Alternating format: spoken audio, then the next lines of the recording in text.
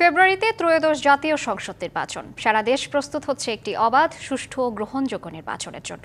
কি ভাবছেন সাধারণ মানুষ থেকে শুরু করে আগামীর জনপ্রতিনিধিরা, সে কথা জানাতে ডিবিসি নিউজের ইলেকশন এক্সপ্রেস ছুটে যাচ্ছে সব সংসদীয় আসনে। এখন রয়েছে সংসদীয় আসন 85, যশোর 1-এ। CSRM DBC Election Express. আজ আমরা আছি যশোর 1 আসনে, সংসদীয় আসন 85। আজ আমরা সারাদিনই থাকবো যশোর 1 এবং 2 আসনে। আমাদের সঙ্গে যুক্ত হবেন বিভিন্ন রাজনৈতিক দলের যারা মনোনয়ন প্রত্যাশী, তারা আমার সঙ্গে যুক্ত হবেন, কথা বলবেন। আমাদের সঙ্গে এই মুহূর্তে যুক্ত আছেন বাংলাদেশ জামাত ইসলামীর কর্মপরিষদ সদস্য মাওলানা আজিজুর রহমান। স্বাগতম আমাদের সিএসআরএম ডিবিসি ইলেকশন এক্সপ্রেসে। আমরা একটু জানতে চাই, আপনারা তো ইতিমধ্যে আপনাদের মনোনয়ন দল থেকে কনফার্ম করেছে, পাশাপাশি কেমন সাড়া পাচ্ছেন ভোটারদের থেকে? আলহামদুলিল্লাহ, আপনাকে ধন্যবাদ। আপনার মাধ্যমে যারা শুনছেন দেখছেন তাদের সকলকেই ধন্যবাদ জানাই। আসসালামু আলাইকুম রহমতুল্লাহ।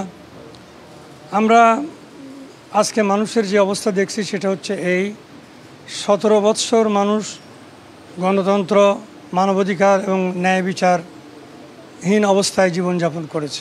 এরপর আমাদের দেশের তরুণ ছেলেরা তাদের জীবনের বিনিময়ে স্বাধীনতা এনে দিয়েছে। এই অবস্থায় মানুষের অনেক প্রত্যাশা। মানুষ চায় হিংসা হানাহানি মুক্ত একটি পরিবেশ, মানুষ চায় চাঁদাবাজি মুক্ত জীবন, মানুষ চায় হত্যা রাহাজানি মুক্ত নিরাপদ জীবন, মানুষ চায় ঘুষ দুর্নীতিমুক্ত একটি সমাজ, মানুষ চায় মাদকতা থেকে মুক্তি। কিন্তু খুব দুর্ভাগ্যজনক, এগুলো আমাদের ভিতরে এখন দেখা যাচ্ছে না। আমাদের রাজনৈতিক নেতা কর্মীদের প্রশিক্ষণের অভাবে বা নৈতিক মানের অভাবে আজকে দেখা যাচ্ছে এখনও ঘুষ দুর্নীতি চলছে এবং চাঁদাবাজি চলছে দুঃখজনকভাবে, প্রকাশ্যে অপ্রকাশ্যে দখলদারিত্বও চলছে, হত্যা রাহাজানি চলতেছে। সামান্য ভ্যানওয়ালারাও নিহত হচ্ছে আমাদের এই উপজেলায়। তো আজকে মানুষ যেটা চায় সেটা হচ্ছে যে টেকসই যোগাযোগ ব্যবস্থা এবং সিন্ডিকেট মুক্ত ব্যবসার পরিবেশ, নিরাপদ রাস্তা এবং বেকারত্ব থেকে অবসান। কিন্তু আমাদের এখানে দুঃখজনকভাবে তার খুবই অভাব।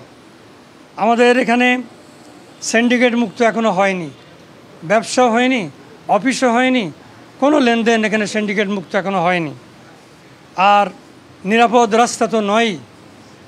এছাড়া আমাদের দেশের দুঃখজনক যে দিক সেটা হচ্ছে নারীরা তাদের উপযুক্ত সম্মান, উপযুক্ত অধিকার এবং নিরাপত্তার অভাবে ভোগেন। এটা তারা চায় একটা নিরাপদ এবং সম্মানজনক অবস্থান। আমাদের দেশের শিক্ষা খুবই পিছায়, পৃথিবীর মধ্যে সবচেয়ে পিছায় আমাদের দেশের শিক্ষা। এখানে শিক্ষাকে যদি নৈতিক মূল্যবোধ সম্পন্ন শিক্ষা দেওয়া হতো এবং কারিগরি উপযুক্ত কারিগরি শিক্ষা দেওয়া হতো, তাহলে আমাদের দেশের লক্ষ লক্ষ বেকার যুবক বা তরুণদেরকে সার্টিফিকেট নিয়ে পথে পথে ঘুরতে হতো না চাকরির জন্য। এটা খুবই দুঃখজনক। মানুষ এর থেকে মুক্তি চায়। এরপর হচ্ছে চিকিৎসা ক্ষেত্রে মানুষ কী চায়? মানুষ চায় হাসপাতালে গেলে যেন চিকিৎসা পায়, ঔষধ পায়। কিন্তু আমাদের এখানে একটি হাসপাতাল আছে, তার 3 ভাগের 1 ভাগ যে ডাক্তার বরাদ্দ, তার 3 ভাগের 1 ভাগ ডাক্তার সেখানে আছে। এইভাবে কর্মচারী, নার্স এবং 4র্থ শ্রেণীর কর্মচারীও সেখানে খুবই অপ্রতুল। তাছাড়া আমাদের বেনাপোল বন্দর দুর্নীতিতে একেবারে ভরা হয়ে গেছে। সেখানে ব্যবসায়ীরা সুষ্ঠুভাবে ব্যবসা করতে পারে না এবং সুষ্ঠুভাবে এপারে ওপারে মাল লেনদেন হয় না। আমরা যদি এখানে এটা সুষ্ঠুভাবে মানুষ ব্যবসা করার সুযোগ পায়, তাহলে বেনাপোল বন্দর দেশের জন্য, এটা যেহেতু বাংলাদেশের বৃহত্তম স্থল বন্দর, এখান থেকে দেশের মানুষ, দেশের অর্থনীতি অনেক বেশি উপকৃত হতো। কিন্তু দুঃখজনকভাবে তা হচ্ছে না।